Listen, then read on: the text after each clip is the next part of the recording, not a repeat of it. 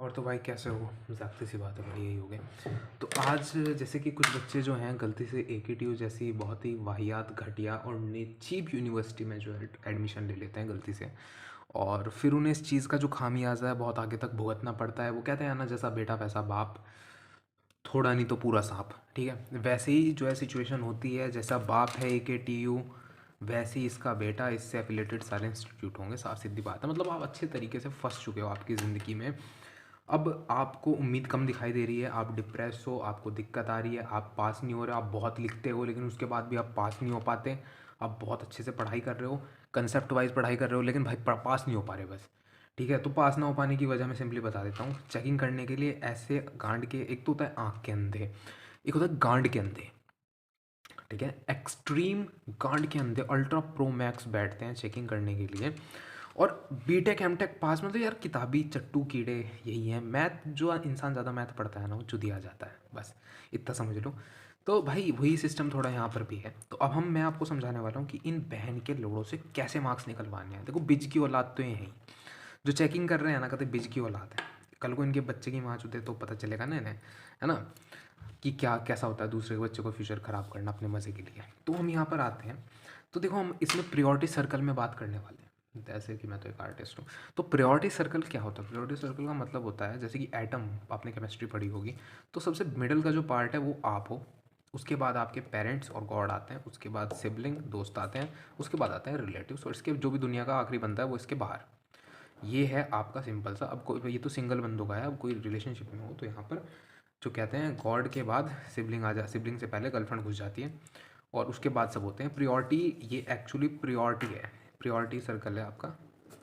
और यहाँ पर अब हम बात कर लेते हैं सिंपल। ये मैंने अभी 2 मिनट में लिखा है भाई, ये मेरा पूरा प्लान मैं ऐसे ही काम करता हूँ। यहाँ पर अब हम बात करते हैं आपका रूटीन क्या होना चाहिए। ठीक है, सबसे पहले रूटीन पर बात कर लेते हैं। रूटीन काफ़ी इजी चीज़ होती है। यहाँ पर सबसे पहले आप बीच में आते हो आप। तो सबसे पहले आपका जो सबसे बड़ी प्रियोरिटी है वो है आपकी हेल्थ। कुछ भी हो, पेपर अच्छा जाए, पेपर बुरा जाए, आपकी बैकलॉग्स आएँ, आपको बिल्कुल भी टेंशन नहीं। मैंने टेंशन ली है, मैं बहुत डिप्रेस रहा हूँ। जब तक मैंने अपनी कॉपी खुलवा के नहीं देखी, मैं बहुत टेंशन में रहा। कॉपी खुलवाने के बाद मुझे पता चला कि जो भी मुझे बता रहे हैं घंटा, उन्हें कुछ नहीं पता इस बारे में।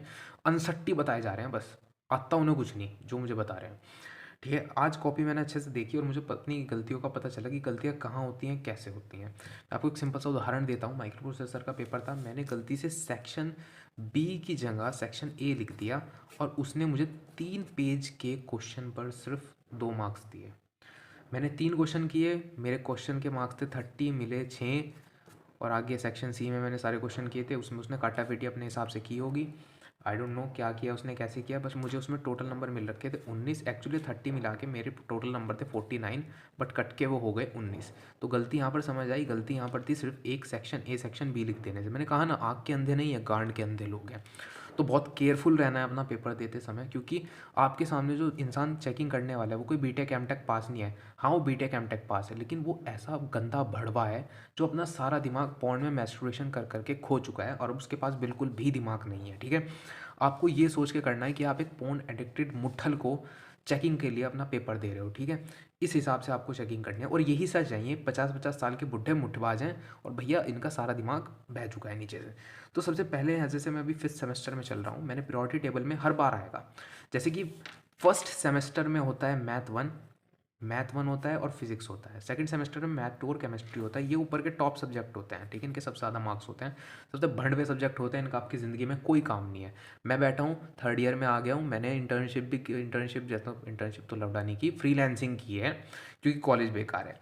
ठीक है, फ्रीलांसिंग की है, उसमें मैंने सब करके देख लिया भाई, कहीं भी काम नहीं आता। ना तो मैथ 1 काम आता है, ना फिजिक्स काम आता है, ना केमिस्ट्री काम आता है। बस गांड खुजाने के लिए दे रखा है, बस बेकार के सब्जेक्ट है सारे। पास होने के लिए करो, पास हो जाओ, थूक दो सालों को। तो देखो, फिफ्थ सेमेस्टर प्रायोरिटी टेबल में आपके सबसे पहले ऊपर ये होने चाहिए, हर आपको हर दिन ये करने ही होंगे, बिना करे काम नहीं चलेगा। कंपाइलर, डिज़ाइन और डा सबसे टफ सब्जेक्ट है भाई 5th सेमेस्टर के, ये आपको हर दिन करनी ही है। दूसरी बात, थ्योरी सब्जेक्ट नहीं है, इसलिए इन्हें सुबह सुबह करो, जब आपका माइंड फ्रेश हो तो आप अच्छे से इन्हें कर लोगे। अब यहाँ पर प्रायोरिटी में एक और चीज़ आती है, वो है करियर। आपको इस सब सब्जेक्ट से, इस सब कबाड़ से पहले आपको ये करियर का काम करना होगा। कोई भी एक लैंग्वेज उठाओ, उस लैंग्वेज को पक्का करो। अगर आप लैंग्वेज नहीं कर रहे हो, आप अपने फ्यूचर को खतरे में डाल रहे हो, और भाई इसका और कोई इलाज नहीं, आप बर्बाद हो जाओगे। 4 साल बाद नौकरी के लिए जाओगे, वो कहेंगे नौकरी, आप गांड खोल के खड़े हो जाओगे। सो आपको नौकरी करनी है, इसलिए आपको प्रिपरेशन करनी ही होगी, चाहे कुछ भी हो जाए, ठीक है। एक अच्छा इंजीनियर की ना तो राइटिंग देखी जाती है क्योंकि उसे टाइपिंग करनी होती है, ना तो एक अच्छे इंजीनियर से उसकी इंग्लिश पूछी जाती है, ना तो एक अच्छे इंजीनियर से कुछ देखा जाता है उसका काम। मेरा काम बढ़िया है, आप मान के चलिए कोई इंसान है उसका बैड स्टैमिना बहुत ज़्यादा अच्छा है, तो मान के चलो कि जो हवस की पुजारने होंगी वो थोड़ी पूछेंगे उससे कि भाई आप अपनी शक्ल दिखाओ, है ना, वो शक्ल थोड़ी, वो तो मास्क लगा के काम कर लेंगे। तो यही सिचुएशन है, थोड़ा अजीब सी दुनिया, अजीब जैसी दुनिया वैसे हम। इसके बाद आपको दूसरी प्रायोरिटी आती है थ्योरेटिकल सब्जेक्ट। आपको 2 थ्योरेटिकल सब्जेक्ट दे रखे होंगे जिनमें बहुत अच्छे से ठूस ठूस के थ्योरी भरी होगी। हमारे पास इस बार वो हैं B DBMS and web design, ठीक है। वेब डिज़ाइन हमने बहुत मिन्नतों से करवाया, यहाँ पे हम पीछे पड़ गए थे सबके और ये चेंज नहीं कर रहे थे। इन अच्छे लोगों ने वेब डिज़ाइनिंग की जगह हमें दे रखा था कंपाइलर नहीं, that was something like design नहीं था वो, कुछ भयंकर डिज़ाइन नहीं था, कुछ और था, डी से था, बहुत गंदी चीज़ थी, ग्राफिक डिज़ाइन किया जाए, दैट इज़ ग्राफिक डिज़ाइन। सबसे टट्टी सब्जेक्ट था, इतना टफ सब्जेक्ट, और भाई डाल दिया हमारे उसमें, ज़बरदस्ती दे रहे हैं, कह रहे डंडा तो डंडा ले लो, ज़बरदस्ती क्या जा रहा है तुम्हारा। तो हमने तो उसे करके चेंज करवाया, कुछ भी हो जाए ये सब्जेक्ट मत ले लियो, कितने भी समझदार हो तुम, टॉपर हो, कुछ भी हो, इस चीज़ में मत पड़ जाइयो, बर्बाद हो जाओगे, बाकी सब्जेक्ट का टाइम नहीं मिलेगा तुम्हें। तीसरे आते हैं HCI COI, जिन्हें उठाना ही नहीं है आपको, इनका कोई काम नहीं है, इन्हें आप एकदम टाइम के टाइम उठाओ जैसे कि मैं उठाता हूँ। तो भाई मेरी किस चीज़ में बैक थी नहीं एक्चुअल में, मेरी बैक, वो कहते हैं ना भाई कि क्या कहते हैं, एक अर्जुन जीता नहीं जिताया गया है, कर्ण हारा नहीं हराया गया, तो मेरी बैक आई नहीं है, बैक लगाई गई है। बैक कैसे आई, देखो मेरे माइक्रो प्रोसेसर में बैक है, मैंने बताया ना सेक्शन ए का सेक्शन बी, जब मैंने रीचेकिंग तो यार वही गधे रीचेकिंग करेंगे तो क्या ही रीचेकिंग का फ़ायदा होगा। बट जो भी मतलब कर रहा है, जिसने भी चेक किया है, मैं उसे कहता हूँ भाई आपके जैसे टीचरों की माचुदे हज़ार।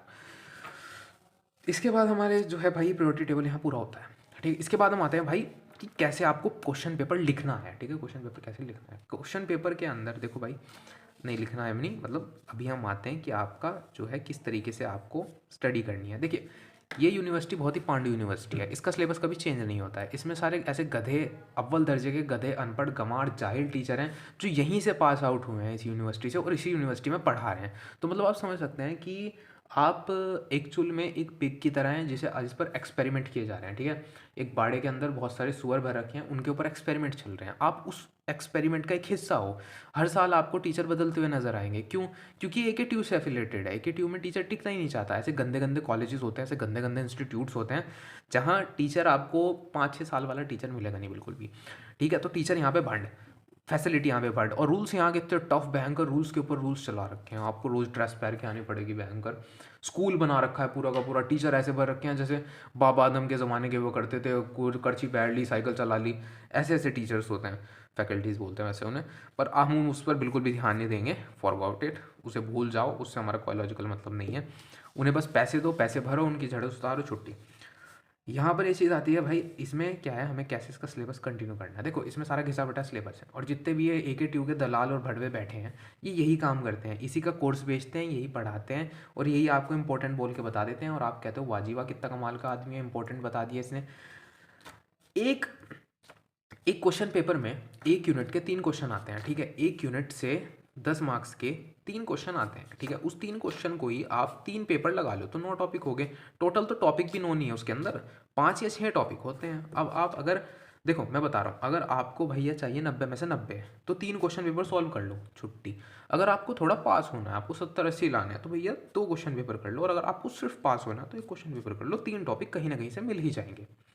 3 टॉपिक उन्हें देने हैं, 9 टॉपिक यहाँ पे हो गए। प्रोबेबिलिटी सोच के देखो कितनी होगी, 100% प्रोबेबिलिटी है। अगर आप 3 क्वेश्चन पेपर करते हैं तो शायद उसमें से 5 या 6 टॉपिक की टोटल बनेंगे।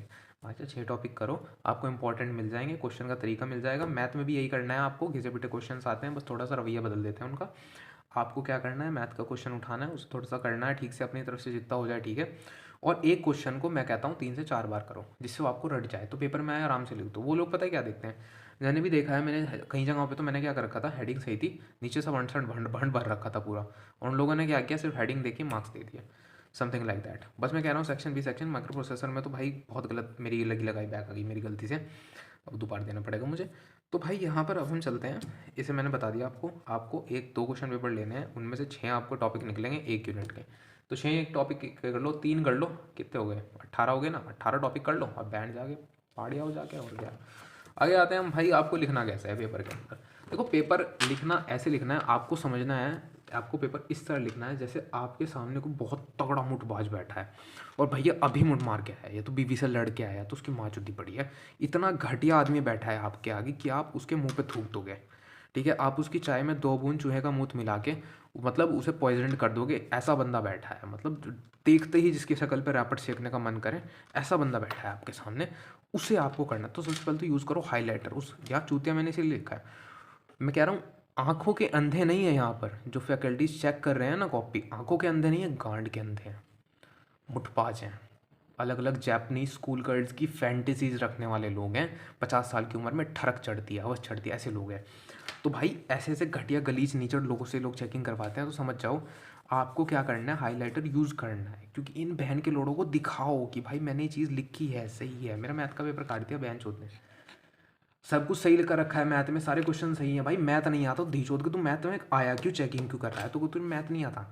तो राइटिंग देख लो, राइटिंग आपकी जो है भाई, क्वेश्चन लिखो हर जगह पे। सेक्शन जैसे मैंने कहा ना, सेक्शन ए सेक्शन बी में गड़बड़ होगी थी, कोई गड़बड़ नहीं करनी। सेक्शन बी लिख रहे हो तो सेक्शन बी के क्वेश्चन करो, सेक्शन ए के क्वेश्चन अगर नहीं आते छोड़ दो, क्योंकि सेक्शन ए में ही ये लोग सबसे ज़्यादा बसट मचाते हैं, सबसे ज़्यादा चेकिंग करते हैं सेक्शन ए की। बी और सी की चेकिंग इतनी चलती, हाथ लत चलता है उसके अंदर, इसलिए उसमें आप अगर कोई गड़बड़ करते हो कोई दिक्कत नहीं है। आपको एक चीज़ बहुत अच्छे से इन लोगों ने बताई होगी, जो भी आपके आसपास के गांडू होंगे, कि भैया जो क्वेश्चन नहीं आता हो उसे भी अटैम्प्ट करो। ऐसा बिल्कुल मत करना, इससे क्या होता है एग्जामिनर के ऊपर एक गलत इंप्रेशन पड़ता है कि आपने क्वेश्चन आता नहीं था फिर भी आप अटैम्प्ट कर रहे हो, तो आपने आगे भी ऐसा ही काम किया होगा। मैं बता रहा हूँ, 8 क्वेश्चन आते हैं 10 मार्क्स के, 8 क्वेश्चन कर लो, 80 मार्क्स पूरे हो जाएंगे। आपको कोई ज़रूरत ही नहीं है कि आप उन 2 मार्क्स के लिए बजट उठाओ, 2 मार्क्स उठाओ ही मत, 2 मार्क्स के क्वेश्चन पर मेहनत मत करो। 2 मार्क्स के क्वेश्चन के साथ क्या होगा, 2 मार्क्स के क्वेश्चन को आप एक पेज में लिखोगे, ठीक है, इस तरीके से 3 पेज के आपके 6 मार्क्स बैठते हैं, और यहाँ आपको सिर्फ 10 मार्क्स मिल रहे हैं 3 पेज लिखने के बाद। तो आपको ऐसे काम करना है, दिमाग लगा काम करना है, अड़सड़ नहीं भरने। फर्स्ट टाइम जो दे रहा है भाई ऐसे ही देना। दूसरी बात करना है, अटैम्प्ट वो करो जो तुम्हें आते हो, समझ रहे हो, वो अटैम्प्ट मत करो जो नहीं आते हो। 10 मार्क्स का क्वेश्चन है, तुम्हें नहीं आता, ठीक है, ऐसे अटैम्प्ट कर लो, लेकिन 2 मार्क्स का क्वेश्चन है, तुम्हें नहीं आता, टाइम वेस्ट मत करो उसके पीछे। राइटिंग रखो अपनी अच्छी, ये लोग राइटिंग चाटते हैं, राइटिंग थोड़ी अच्छी रखने की कोशिश करो। मेरे आधे ज़्यादा मार्क्स इसलिए करते हैं क्योंकि मेरी राइटिंग अच्छी नहीं है। डायग्राम हमेशा फुल रखो, मैंने देखा है मुझे हर डायग्राम पर फुल मार्क्स मिले हैं, मेरा कोई भी डायग्राम नहीं कटा अब तक, क्योंकि मेरी आर्ट है बहुत अच्छी भाई। मैं आपको अपनी आर्ट का एक नजराना पेश करता हूँ, मेरी आर्ट किस तरह की है। तो भाई ये कुछ मेरी आर्ट डिज़ाइंस हैं, तो तुम समझ सकते हो भाई, I am a good artist, और आर्ट में मेरे कभी मार्क्स नहीं कटेंगे। ये भाई कुछ अपनी तुम्हारे भाई की आर्ट्स हैं। तो मैं वैसे टैटू डिज़ाइनिंग का काम भी करता हूँ यार, टैटू भी बना लेता हूँ, मतलब बना लेता हूँ, मतलब सीखने जाने वाला हूँ सेमेस्टर में, अगले अगला इस सेमेस्टर के पेपर दे के मैं जा रहा हूँ टैटू काम सीखने। इसीलिए मैं आपको बता रहा हूँ, हो सकता है कोई मेरे जैसे ही आर्टिस्ट हो जो परेशान हो चुके हो इस यूनिवर्सिटी के फकिंग रूल्स से और कुछ काम करना चाहता हो अच्छा। तो और यहाँ पर जो आखिरी चीज़ है भाई, साइड में एक लाइन खींच देना ताकि आप थोड़े प्रोफेशनल के चौधे रहो। और इसी के साथ मैं आपसे कहना चाहता हूँ, अंड बन का टन टन टोला, एक ए ट्यूब बैन का लोड़ा, ठीक है। तो फिर मिलते हैं अगली वीडियो में, 1 2 3 4, और जो कॉपी चेक ना करे सही से उसकी माँ के चूत में लोड़े दिन में 4 बार। जय हिंद दोस्तों।